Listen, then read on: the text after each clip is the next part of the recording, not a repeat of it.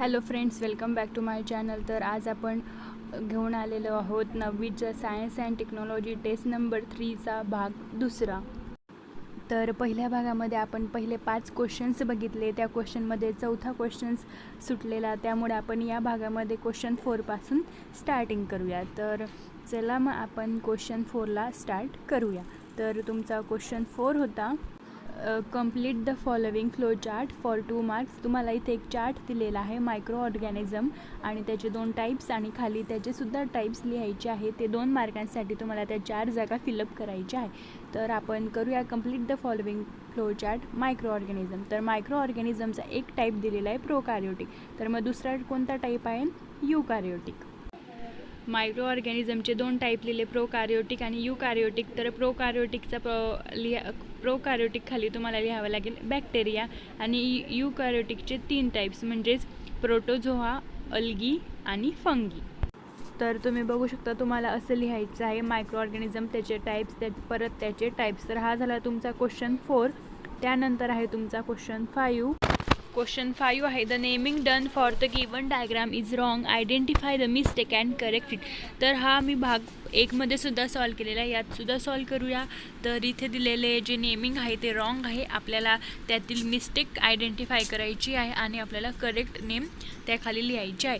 तर तुम्ही बघू शकता, मी तुम्हाला स्क्रीनवर दिसत असेल करेक्ट नेम शो केलेले आहे.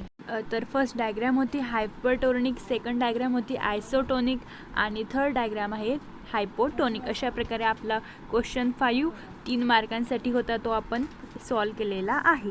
त्यानंतर आहे तुमचा question 6 of 2 marks. Write the correct order of the process of formation of stars. Number 1 the temperature and density increases. Number 2 nuclear energy generation starts. Number 3 the gaseous sphere becomes self luminous. Number 4 dense sphere of hot gases form. तर इथे तुम्हाला process of formation of stars म्हणजे formation of स्टारची process दिलेली आहे. तर ती इकडे तिकडे ऑर्डरमध्ये दिलेली, तुम्हाला करेक्ट ऑर्डर फाइंड करायचा आहे. तर तुम्हाला 4 ऑर्डर्स दिलेले आहे, तर तुम्ही नंबर वाईज ते करेक्ट ऑर्डर लिहायची आहे. तर करेक्ट ऑर्डरमध्ये एक म्हणजे फर्स्ट नंबर येतो, तो first number is the temperature and density increases. म्हणजेच काय, जी घनता आणि तापमान आहे ती वाढते. त्यानंतर आहे number 4 dense sphere of hot gas is form. म्हणजेच जो गरम गॅस असतं त्याचा एक डेन्स स्पियर फॉर्म होतो. त्यानंतर आहे number 2 that is nuclear energy generation starts. म्हणजेच काय, जी न्यूक्लिअर एनर्जी असते ती जनरेट व्हायला स्टार्ट होते. आणि last number 3 that is the gaseous sphere become self luminous. म्हणजेच हे तुमचं लास्ट वाक्य होतं. तर तुम्ही करेक्ट सिक्वेन्स असा लिहू शकतात आन्सरमध्ये, that is first, then 4, then 2 and last 3. मी तुम्हाला फक्त जे सिक्वेन्सचा सिरियल नंबर आहे ते शो केलेला आहे, तुम्ही पूर्ण सेंटेन्स लिहून घ्यायचे करेक्ट ऑर्डरमध्ये. तर हा तुमचा 2 मार्कांसाठी होता. त्यानंतर आहे तुमचा question 7 give 2 examples of each for 4 marks. A substances that can be degraded naturally. म्हणजेच काय, असे सबस्टन्स लिहायचे तुम्हाला, त्याचे 2 एक्झाम्पल जे नॅचरली डिग्रेडेड होतात. तर एचा आन्सर आहे food material, wood, human and animal waste. हे जे सर्व वस्तू आहेत ते नॅचरली डिग्रेड होतात. B media through which the sound can pass. म्हणजेच काय, अशा कोणत्या गोष्टी आहेत ज्यामधून साऊंड पास होतं, असे तुम्हाला 2 एक्झाम्पल लिहायचे आहे. तर याचं उत्तर तुम्ही लिहू शकतात बी एअर, वॉटर, सॉलिड्स एक्सेट्रा. कारण पाणी, हवा, जे सॉलिड्स असतं घरात त्याच्यामधनं सुद्धा साऊंड पास होतो. तर अशा प्रकारे तुम्हाला क्वेश्चन 7 4 मार्क्ससाठी सॉल्व करायचं आहे. दोघांचे 2-2 एक्झाम्पल द्यायचे. तुम्ही तुमच्या मनाची सुद्धा एक्झाम्पल यात देऊ शकता. Question 8 following figure shows the types of reflection, observe it and write the difference between the 2. तर तुम्हाला इथे 2 फिगर दिलेले आहे, फिगर ए आणि फिगर बी. तर तिथं तुम्हाला टाईप्स ऑफ रिफ्लेक्शन शो केलेलं आहे, तुम्हाला ते ऑब्झर्व करायचं आहे आणि ते कोणत्या टाईपचं आहे ते ओळखून त्यात काय डिफरन्स आहे ते तुम्हाला लिहायचं आहे. तर तुम्ही हे बघू शकता, मी स्क्रीनशॉट दिलेला आहे तुमच्या PDF चा. तर फिगर A आणि फिगर B सुद्धा तीच आहे सेम. तर फर्स्ट फिगर होती तुमची regular reflection. The reflection of light from the plane and smooth surface is called regular reflection. For regular reflection the incident rays as well as reflected rays are all parallel. आणि जी दुसरी आहे तुमची rough surface, त्याला irregular reflection म्हणतात. Reflection of light from rough surface is called as a irregular reflection. On the rough surface all incident rays are parallel, but rays reflected from rough surfaces are not parallel. तर रेग्युलरमध्ये incident आणि reflected दोघं parallel असतात, पण इरेग्युलरमध्ये म्हणजेच rough सरफेसवर incident parallel असतात, but जे reflected असतात ते पॅरलल नसतात, ते इकडे तिकडे स्कॅटर्ड होतात. तर हे तुमची PDF चा स्क्रीनशॉट होता. हे जर तुम्हाला आन्सर लिहायचं नसेल तर तुम्ही वेगळेसुद्धा आन्सर लिहू शकता. ते सुद्धा मी एक वेगळे आन्सर तुम्हाला प्रोव्हाइड केलेलं आहे. तर हे जे तुम्हाला स्क्रीनवर दिसत आहे ते आन्सरसुद्धा तुम्ही लिहू शकतात की rays reflected from smooth surface are parallel to each other, and B, rays reflected from rough surface are not parallel to each other, they are all scattered. तर तुम्ही कोणतेही दोघांपैकी एक आन्सर लिहू शकतात क्वेश्चन 8चे. तर त्यानंतर आहे तुमचा question 9. Question 9, explain what will happen for 3 marks. First, overdose of pain killers is taken. म्हणजेच तुम्ही जर पेन किलरचा ओव्हरडोस म्हणजे जास्त पेन किलर घेतल्या तर काय होईल. तर याचा आन्सर आहे overdose of pain killers may affect our body. This may damage nervous system, excretory system, liver. Overdose of antibiotics may lead to nausea, stomach ache, dysentery, rashes, white patches on tongue etcetera. म्हणजेच काय, जर तुम्ही overdose घेतला तर ते तुमच्या बॉडीवर affect होईल. त्यानंतर तुमचे नर्वस सिस्टीम, मेंदूची सिस्टीम, एक्सिटरी सिस्टीम, यकृत तुमचे डॅमेज होऊ शकते. आणि तुम्ही अँटीबायोटिक्स घेतल्या जास्तीत जास्त तर ते तुम्हाला पोटदुखी किंवा डिसेंट्री, तुम्हाला रॅशेस होऊ शकतात, नाहीतर तुम्हाला जिभेवर व्हाईट पॅचेस येऊ शकतात.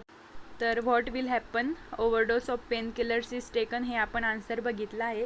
त्यानंतर आहे दुसरं, current carrying wire and bulb are connected between electric circles in and electric circuit. जर एखादी वायर आहे ती करंट कॅरिंग वायर आहे आणि बल्ब जर तुम्ही कनेक्ट केलं इलेक्ट्रिक सेलमध्ये, इलेक्ट्रिक करंट सर्किटमध्ये, तर काय होईल. तर याचे आन्सर आहे electric cells develop and electric potential when connected. This makes the electrons flow through wire and bulb will blow. म्हणजेच काय की इलेक्ट्रिक सेल डेव्हलप होईल, इलेक्ट्रिक पोटेन्शियल जेव्हा ते कनेक्ट होतील आणि यामुळे काय होईल, इलेक्ट्रॉन्स फ्लो होतील जे कनेक्टिंग वायर आहे त्यामधनं, आणि तुमचा बल्ब आहे तो ब्लो होईल.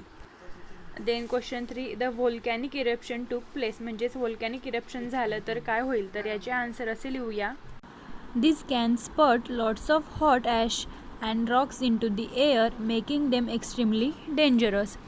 This can cause infectious disease, respiratory illness, burns, etc. म्हणजेच काय, व्होल्कॅनिक इरप्शन झालं तर या गोष्टी घडू शकतात. म्हणजेच काय, तर एअरमध्ये जे राख आहे ते पसरेल, त्यानंतर जे वेगवेगळे डिसीज आहे, रिस्पायरेटरी इलनेस आहे, जाडजूड होईल इत्यादी प्रकार व्होल्कॅनिक इरप्शन झाल्यास होतील. हे असं तुम्ही आन्सर लिहू शकतात.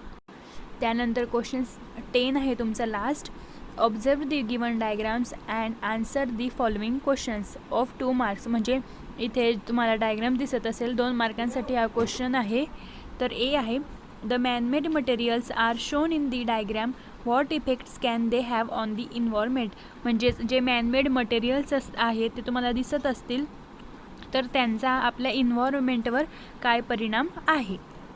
तर याचे आन्सर असे आहे, in short, raw material or this manmade material extraction and processing always impact on the environment, resulting as they do in soil degradation, water shortage, biodiversity loss, damage to ecosystem functions and global warming exacerbation. तर म्हणजेच काय, तर मानव जे वस्तू बनवतात, plastic बनवले, इतर काही वस्तू बनवल्या ज्या वातावरणासाठी धोकादायक आहेत, तर त्यामुळे काय होतं की जे सॉईल डिग्रेडेशन आहे त्याचं सॉईल डिग्रेडेशन होतं. त्यानंतर वॉटर शॉर्टेज म्हणजे पाणी तुटवडा होतो. त्यानंतर बायोडायव्हर्सिटी लॉस होतो, जैवविविधतेचा लॉस होतो आहे, त्यानंतर इकोसिस्टीमचे जे फंक्शन्स आहेत ते डॅमेज होत आहे, नंतर आपली ग्लोबल वॉर्मिंग आहे त्यालासुद्धा याचा धोका आहे. तर अशा प्रकारे तुम्ही लिहू शकतात. तुमचे आन्सरसुद्धा तुम्ही यात ॲड करू शकतात. त्यानंतर B, what preventive measures can we take to avoid the ill effects, म्हणजेच आपण कोणते प्रिव्हेंटिव्ह मेजर्स आहे ते घेऊ शकतो असे आजार टाळण्यासाठी.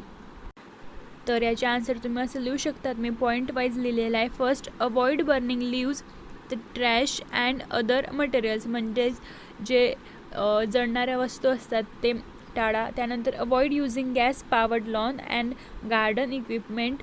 Third, use environmentally safe paints and cleaning products. And fourth is the last, that is very important, save energy. तर हे जे 4 प्रिव्हेंटिव्ह मेजर्स आहे यापासून तुम्ही जे इल इफेक्ट्स आहे ते प्रिव्हेंट करू शकता. तुम्ही तुमच्या मनाची सुद्धा यात ॲड करू शकतात. तर अशा प्रकारे तुमचा क्वेश्चन बी सुद्धा सॉल्व झालेला आहे. आणि त्याचबरोबर तुमची 9th सायन्सची सेतू ब्रिज कोर्सची फायनल टेस्ट नंबर 3 सुद्धा सॉल्व झालेली आहे. अशा प्रकारे तुम्ही हा सेतू ब्रिज कोर्स कंप्लीट केलेला आहे.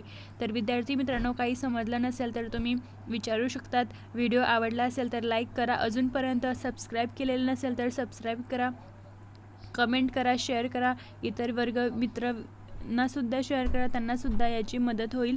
थँक्यू.